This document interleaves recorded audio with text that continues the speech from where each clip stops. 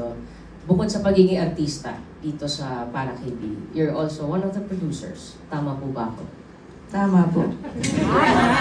Maraming salamat po sa tanongin niyo. Opo. So gusto ko lang po malaman. Napaka-formal niyo naman. Opo. Ganun po talaga. Formal po ng host dito ah. Formal po talaga ako. Gusto ko lang po malaman, Miss Liza, Oh.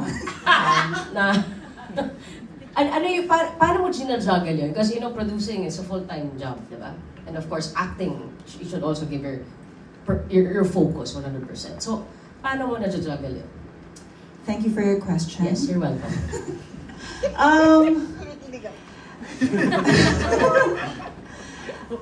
I'm blessed because, this is a team of people who are willing to collaborate.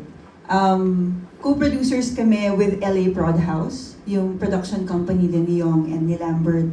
And napaka-clear ng responsibilities namin. Kasi, yun nga, pag in sync yung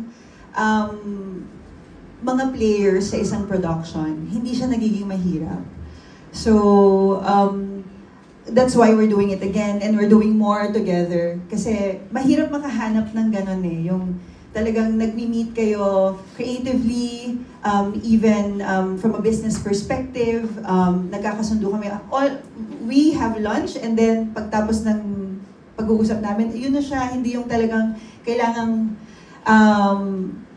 maraming mga debates and all. So it really makes it easier for me to dip into the role of Esther as an actress and still be the producer. And in terms naman of my co-actors, yun, nararamdaman ko din na pag artista ako, hindi, and napaka-importante nun eh, kasi mahirap yung I am the producer and then they feel na parang, producer, co-actor namin, baka we won't have the chance to really speak up.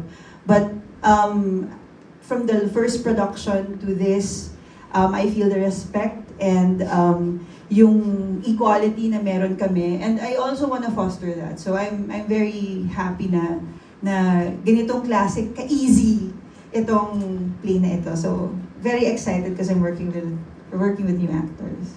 I'm also very excited because you're here. Grabe naman ang landian dito sa restaurant ito ah. May bias! So before we